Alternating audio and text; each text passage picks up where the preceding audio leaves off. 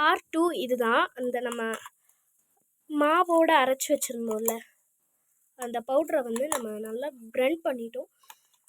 இந்த பார்ட் 1லேயே தெரியும். இதை வந்து நம்ம ஒரு பாத்திரத்துக்கு டிரான்ஸ்போர்ட் பண்ணிக்கலாம்.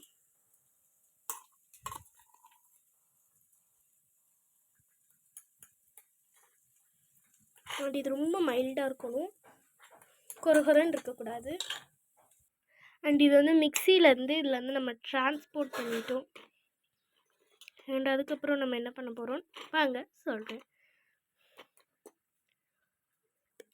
நம்ம வந்து ஈஸியாக அதை வந்து நம்ம நல்லா மைல்டு பண்ணி எடுத்தாச்சு. இது வந்து நம்ம இப்படி தொட்டு தூக்கி பார்க்கும்போது நல்லா மைல்டாக இருக்கணும், கைக்கு கொரகொரன்னு இருக்கக்கூடாது, நல்லா நீட்டாக மைல்டாக இருக்கணும். அப்படி இருந்தால் நம்ம ஈஸியாக இப்படி எடுத்து நம்ம டச் பண்ணி பார்க்கணும்.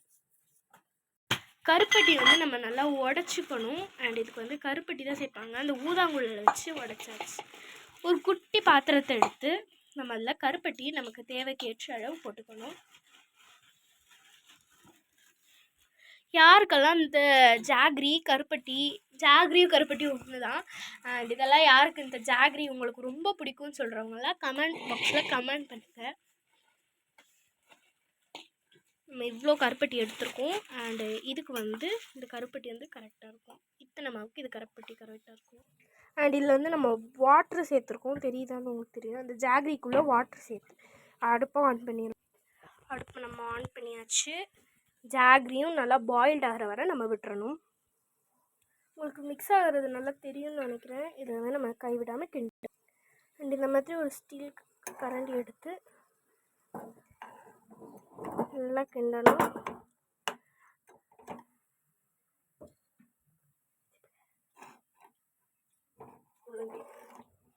அண்ட் பக்கத்துலேயே முள்ளங்கி வேற வந்துட்டுருக்கு, நூக்கல். இது வந்து எங்கள் அம்மாவுக்குள்ள ஸ்பெஷல். ஒரு சைடு நான் பண்ண, ஒரு சைடு எங்கள் அம்மா பண்ண.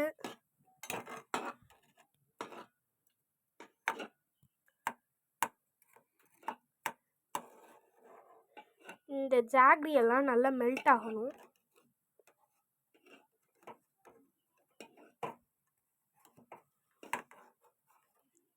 சில ஜாகரியில் டஸ்ட் இருக்கும். அண்டு அதில் உள்ள அடாஸ்ட் ஃபில்ட்ரேஷன்லாம் பார்த்துருக்கோம். அதை நான் இனிமேல் தான் அப்லோட் பண்ணணும். உங்களுக்கு வேண்டி சீக்கிரமாக அப்லோட் பண்ணுறேன்.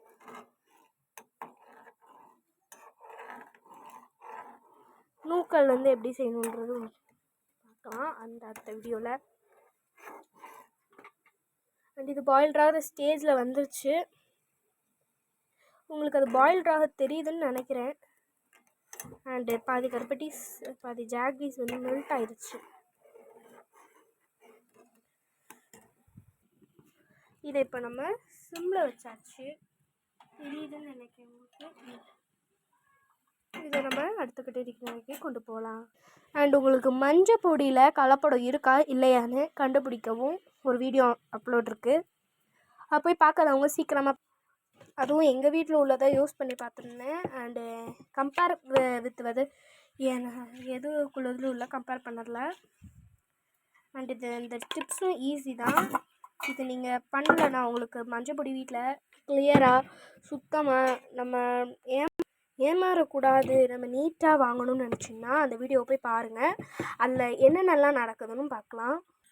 அண்ட் இதை நம்ம இந்த மாதிரி உங்களுக்கு இந்த ஃபில்ட்ரு வச்சு தான் ஃபில்ட்ரு பண்ணணும்னு இல்லை. இந்த மாதிரி நம்ம அடியில் உள்ளதை மாத்திரம் தனியாக எடுத்து அண்ட் இதோடு நம்ம எடுத்துடலாம். எடுத்தது அடுப்பு ஆஃப்ல இருக்குது.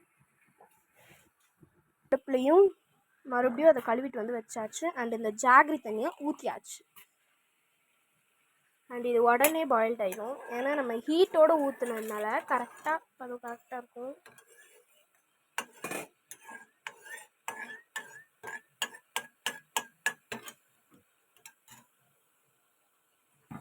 அண்ட் இது நல்லா இந்த நம்ம எடுத்து வச்சு அந்த உளுந்தம்பருப்பு இருக்குது. அண்ட் இதில் வந்து நம்ம ஏலக்காய் சேர்த்துக்கலாம். ஒன்று போதும். இவ்வளோ நம்ம செய்கிறோன்னா, நமக்கு இவ்வளோ செய்கிறோன்னா ஏலக்காய் ஒன்று போதும்.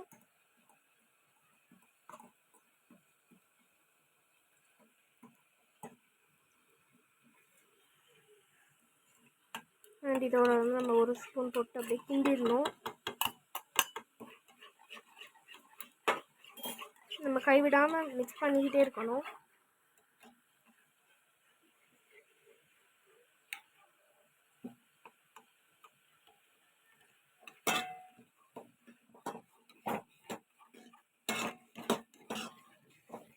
நல்ல ஒரு திக்கா இது வந்து லைட்டாக பாயாசம் கண்டஸ்டிக்ஸ் இருக்குது. அண்ட் இதை விட ரொம்ப திக்காகணும். இது கிண்டணும்னா எப்படி கிண்டணும்? இந்த மைல்டு கலராக ஃபோனில் மைல்டு கலராக தெரியுது, இது வந்து டார்க் கலராக தெரியுது.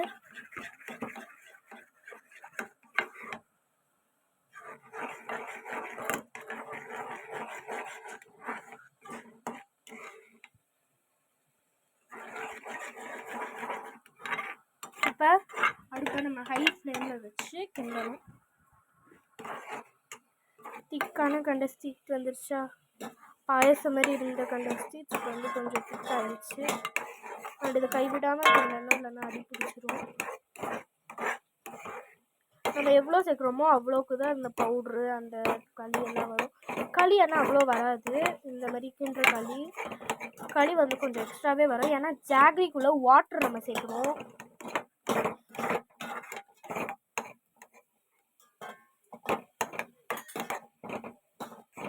இது எதுக்கு கொடுப்பாங்கன்னு சொல்லிட்டு கமெண்ட்ல சொல்லுங்க.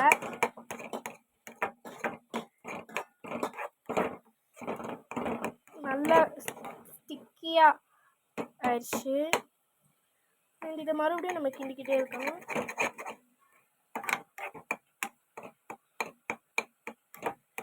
லைட்டாக நல்லெண்ணெய் இதே நல்லெண்ணெய் தான் யூஸ் பண்ணேன். லைட்டாக நல்லெண்ணெய் சேர்க்கணும். அண்ட் அப்போ தான் அந்த ஸ்ட்ரென்த் எல்லாமே ஒன்றா சேரும்.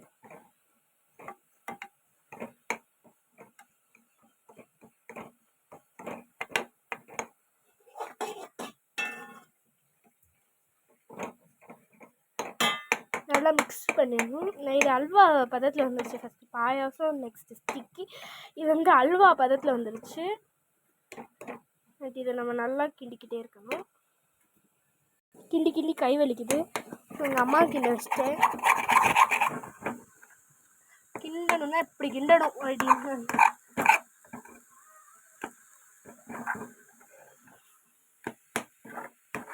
நம்ம இதை சிம்மில் வச்சு கிண்டிட்டோம். அண்ட் ஒரு பக்கம் முள்ளங்கி வேற வெந்துட்டுருக்கு. நீங்கள் நினைக்கலாம் பார்ட் 1 இவ்வளோ சின்னதாக இருந்துச்சு, பட் ஆனால் பார்ட் 2 இவ்வளோ பெருசாக இருக்குன்னு நினைக்கலாம்.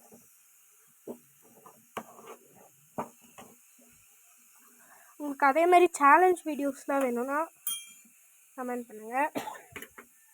அண்ட் கிண்ணத்தில் நம்ம இதை ஆஃப் பண்ணிட்டோம். அடுப்பை ஆஃப் பண்ணிவிட்டு அது ஏதாவது ஃபுட் வீடியோஸ்னாலும் கமெண்ட் சொல்லலாம். ஃபுட் டிப்ஸும் கேட்கலாம். அண்ட் அது ஈஸியாகவும் இருக்கும். இப்போ இந்த பவுலில் நம்ம வந்து இதை ட்ரான்ஸ்போர்ட் பண்ண போகிறோம்.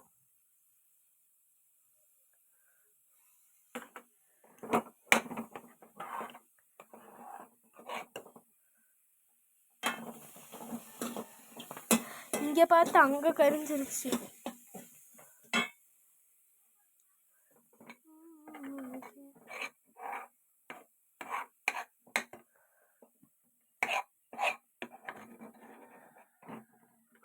ஓகே, நான் சொன்னேன்னா நம்ம மாவு போட்ட கம்மி எவ்வளோ அது இது குவாலிட்டியும் ரெடி நல்லா தான் இருக்கும். நம்ம எந்த உளுந்துனாலும் யூஸ் பண்ணிக்கலாம். ஈஸியான டேஸ்டியான இது இருக்குது. டெக்கரேஷனுக்கு நான் பொருள் போட்டு விட்றேன் மேலே. இதில் வேணும்னா நம்ம கேஷ்யூ நட்ஸும் யூஸ் பண்ணிக்கலாம்.